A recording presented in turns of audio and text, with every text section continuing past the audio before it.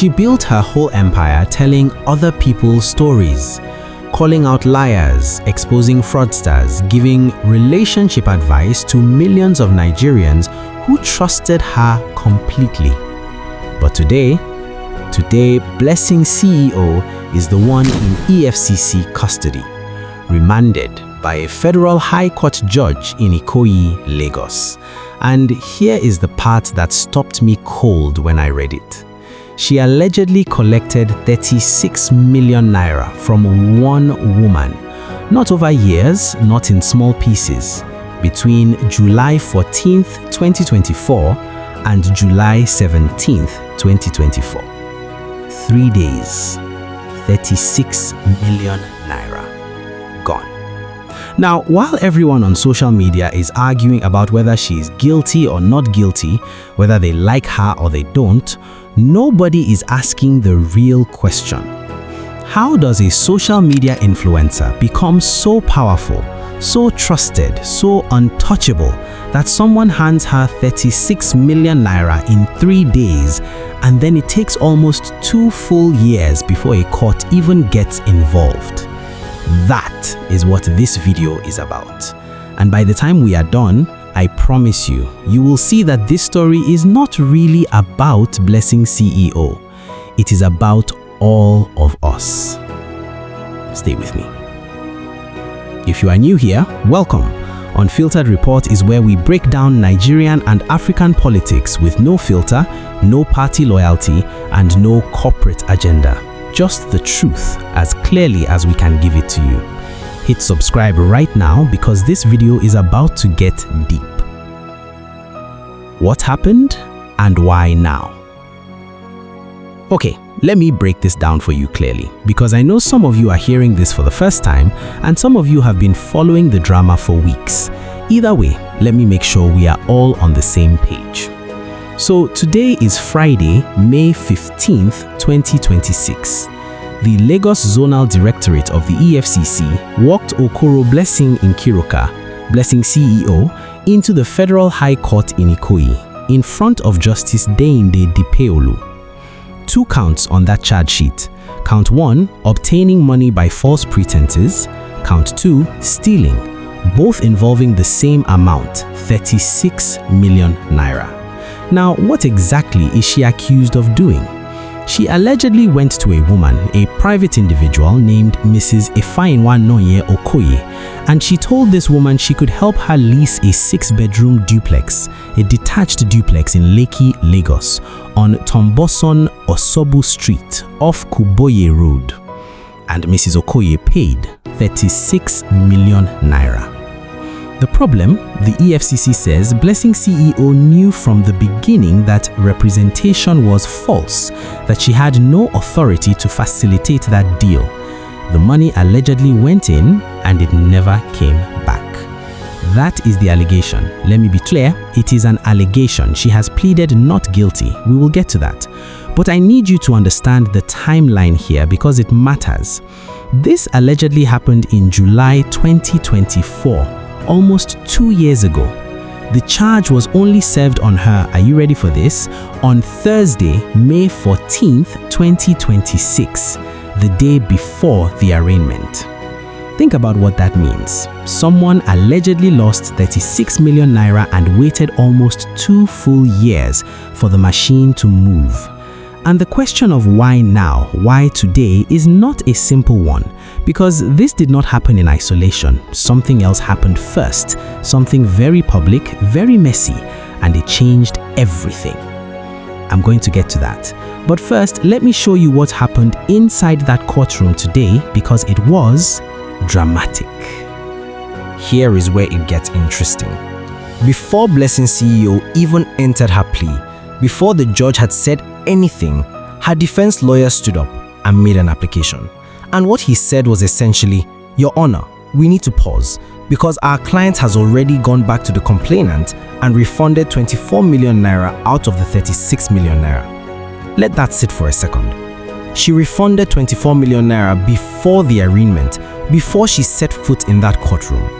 And her lawyer is telling the judge the complainant has agreed that if the remaining 12 million naira is settled, she will prevail on the EFCC to drop the case. That is a legal word, prevail. It means she will go to the EFCC and ask them to step back. Now, I want to tell you exactly what I thought when I read that, because that is not the move of someone who is innocent and confident. That is the move of someone who knew this day was coming and scrambled. But here is where the EFCC did something important. Their prosecuting counsel, Suleiman, stood up and said, and I need you to hear this clearly, the complainant in this matter is the federal government of Nigeria, not Mrs. Okoye, not the woman who allegedly lost the money, the federal government. And that changes everything. You see, this is the thing a lot of Nigerians do not understand about criminal fraud cases. When the EFCC brings a charge, the victim's willingness to settle does not stop the case. The government is the one prosecuting. And unless the EFCC decides to withdraw, which they are not obliged to do, this goes to trial. The judge looked at both sides and ruled. The discussions between the defendant and Mrs. Okoye can continue, that is fine, but it does not stop these proceedings. The defendant will enter her plea, and she did, not guilty. After her plea, the prosecution asked for her to be remanded in a correctional facility while they prepare for trial. Her lawyer objected, said they only got the charge sheet yesterday and they are still preparing the bail application. He asked that she be kept in EFCC custody instead of prison.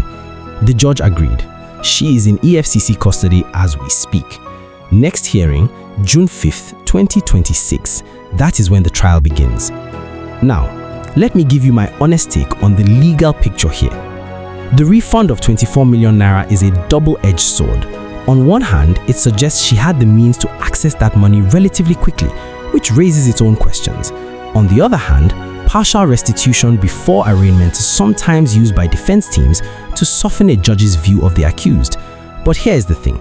The EFCC showed up anyway. They filed anyway. They opposed the adjournment request anyway. That tells you something about how seriously they are treating this case.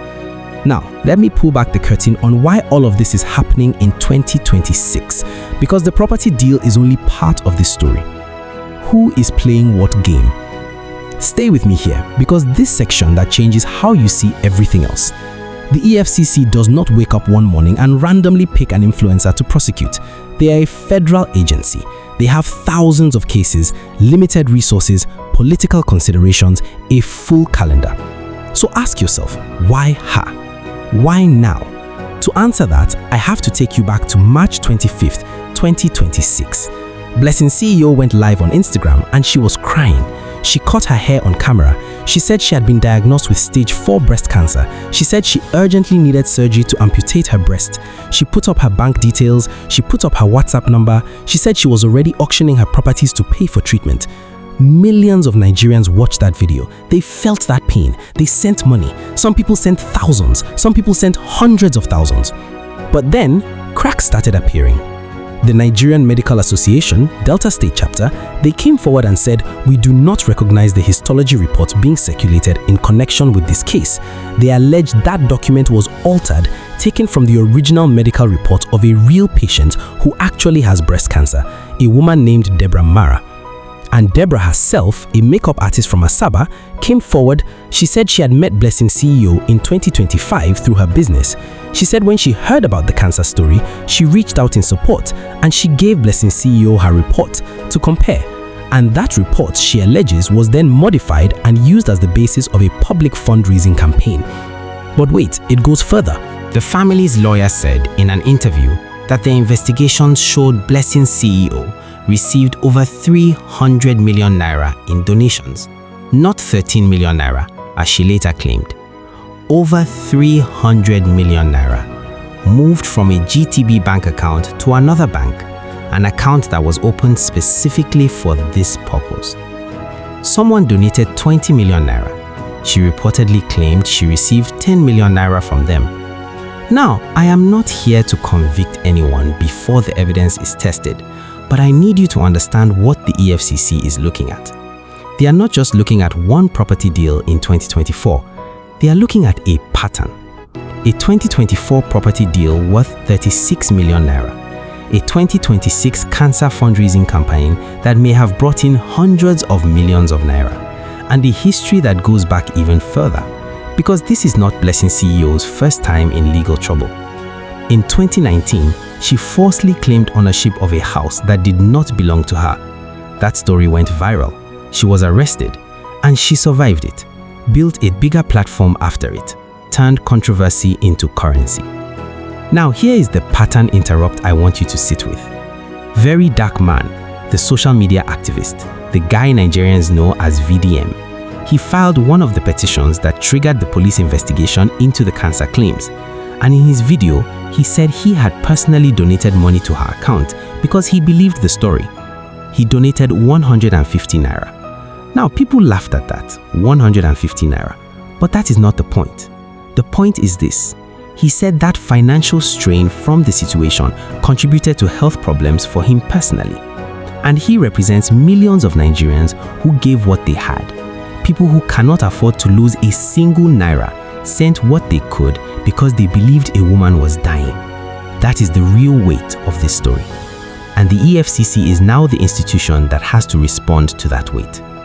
Okay, let me bring this home. Let me show you what all of this actually means for the person watching this right now. Before we go further, I want to hear from you. Drop a comment right now. Do you think what I just laid out is the real game being played? Because what I'm about to show you next changes everything. Comment now, then keep watching. What this means for ordinary Nigerians. I need you to hear this section carefully, because I think this is the part that most people are going to miss in the noise. Nigeria has a culture of giving that is one of the most beautiful things about us. When someone is sick, Nigerians give. When someone loses their home, Nigerians rally. When someone is in crisis, strangers step up. That is real, that is genuine. That is one of the things I love about this country. And that is exactly what makes alleged fraud of this nature so destructive. Because think about what happens after a story like this. The next person, the next real patient, the next genuine widow, the next actual family in crisis, they are going to go online and ask for help. And people are going to hesitate. They are going to second guess. They are going to say, okay, didn't we just see this? That skepticism costs lives, literally. And I need to challenge a misconception right now. A lot of people online are looking at this case and saying, okay, 36 million naira, that is rich people business. That is not my problem. No, stop. Mrs. Okoye was not the central bank. She was not a corporation. She was a private individual who trusted someone she believed had access to a property she wanted, and she allegedly handed over 36 million naira. And that money, allegedly, vanished. Fraud does not check your bank balance first. It finds whoever is trusting, whoever is hoping, whoever wants something badly enough that they let their guard down. And the cancer fundraising, if the allegations are true, that targeted people at their most generous, at their most human. People who are moved by the image of a woman losing her hair, crying on camera, saying she might not survive. That is not clever crime, that is cruelty. And for the families who gave, some of them giving money they borrowed, money they saved, money they needed for their own medical bills, the weight of that betrayal is not something a court ruling fully addresses. Okay, let me take you outside Nigeria for a moment, because this connects to something bigger. Here is what I want Nigerians in the diaspora to understand. Blessing CEO's audience is not just in Lagos and Abuja. She has followers in the UK, in the US, in Canada. People in London and Houston and Toronto who sent dollars and pounds and Canadian dollars in response to that cancer appeal. Foreign currency, cross-border transactions. The moment a Nigerian crime has victims outside Nigeria's borders, it starts touching international anti-fraud frameworks. It starts raising questions about wire fraud, about cross-border financial crime, about what regulatory bodies in other countries are paying attention to. But there is a bigger issue here, and this is the one I really want us to think about. Nigeria has no legal framework right now that governs online fundraising by influencers. None. If you have a platform and you go on Instagram and you ask people to send you money, there is no regulatory body checking whether your claims are true. No mandatory disclosure, no audit, no accountability mechanism beyond a criminal prosecution after the fact. The UK has started treating some forms of online donation solicitation as financial promotion, which means it falls under the Financial Conduct Authority. The United States EFCC has rules on endorsement and disclosure. These are imperfect frameworks, but they exist. Nigeria, nothing. And this case is the loudest possible argument for why that has to change. Because the pattern we are seeing is not uniquely Nigerian. Fake cancer fundraisers have happened in Australia, South Africa, the United States. Fraudulent property deals linked to social media personalities everywhere. What is different in Nigeria is the depth of trust that influencers carry. And that trust exists because institutions have failed people so completely and consistently that ordinary Nigerians have turned to familiar faces for guidance, for community, for truth. When those faces allegedly betray that trust, the damage goes much deeper than money. Now, I want to be fair. I want to give the other side its full weight, because that is what we do here. Let me tell you something before I continue. There are people watching this right now who believe Blessing CEO is completely innocent, who believe this is a setup, who believe the EFCC is being weaponized, who believe she is being persecuted because of her popularity or because of enemies who want to bring her down. And I am not going to dismiss that. I am going to give it its proper weight.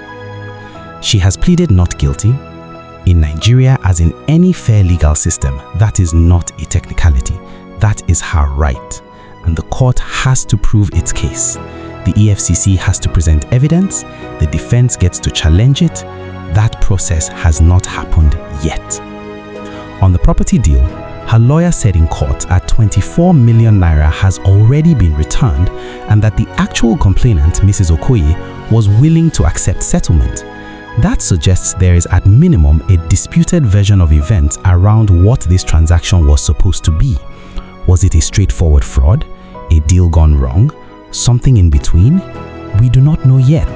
The trial will tell us. On the cancer story, she later said it was a miscommunication. She said her intention was never to run a fraud. She said she was sharing her vulnerability. She said she never forced anyone to send money. Now, I hear that. I understand that argument. But here is what I also need to say, and I mean this genuinely. The habit many Nigerians have developed of treating an arraignment as a verdict is dangerous. Not because every accused person is innocent, but because if we normalize mob conviction before evidence is tested, we destroy the very standard that one day might protect an ordinary Nigerian who gets wrongly accused. The rule of law is either for everyone or it means nothing. Okay, let me show you where this goes from here. What happens next? So, June 5th, 2026, that is the next date. That is when this trial is supposed to begin in earnest. And between now and then, a few things could happen. Let me walk you through the most likely scenarios. Scenario 1. The 12 million naira balance gets paid. Mrs. Okoye goes to the EFCC and formally requests that they drop the case. And the EFCC, for reasons political, practical, or legal, decides to let it go. That is possible, but I think it is less likely than people expect because of what the prosecuting counsel said in that courtroom today. The complainant is the federal government of Nigeria. They said that on the record. That is a signal. The EFCC is not positioning this as a private dispute. Scenario 2. Trial begins on June 5th. Evidence gets tested, bank records, transaction histories, communications, witnesses. The full picture of what happened in those 3 days in July 2024 comes into the open. This is, in my view, the most likely path. The EFCC does not usually back down from cases they have publicly filed. Scenario 3, and this is the one I want you to watch very carefully.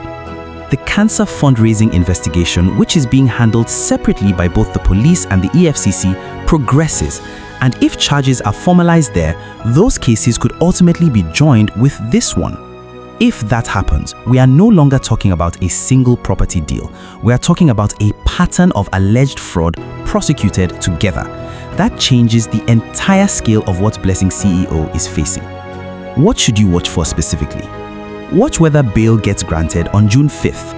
If the court grants bail on very generous terms, that signals one thing about how seriously the charges are being treated. If conditions are strict or denied, that signals something else entirely.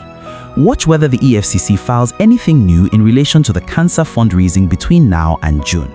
Watch if any politicians or connected figures attempt to quietly intervene. In Nigeria, high-profile cases have a way of being influenced from angles you do not see coming. And watch what the broader social media space does, because public attention on a case like this affects how aggressively prosecutors pursue it. When people are watching, when we are all watching, it is harder for the process to quietly collapse. Now, let me bring this home. Let me close the loop I opened at the start. At the top of this video, I asked you, how does someone become so untouchable that 36 million naira moves in 3 days and it takes 2 years for a court to get involved? Here's my honest answer. It happens when social media trust becomes more powerful than institutional credibility. When people believe a face on a screen more than they believe a bank, a hospital, or a government agency, because those institutions have given them every reason to stop trusting them. That's not a Blessing CEO problem, that's a Nigeria problem. And until we build institutions that people can actually rely on, institutions that earn trust, not demand it, the space will always be filled by whoever is bold enough to stand in front of a camera and say, "Believe me." Blessing CEO is in EFCC custody tonight. She pleaded not guilty. The trial begins June 5th. What happens in that courtroom is for the court to decide. But what happens out here in how we give, how we verify, how we hold public figures accountable before they get to a courtroom, that's on us. Do not just follow the crowd on this. Think, ask questions, demand proof before you send money, demand evidence before you judge, and demand accountability from influencers, from institutions, from everyone who holds public trust. That's how we build a better Nigeria. Not from the top down, from us, one informed citizen at a time. If this video helped you see what's really happening, share it with one person who needs to hear it. That's how we build an informed Nigeria, one person at a time. Like, subscribe, and I'll see you in the next one. Stay unfiltered.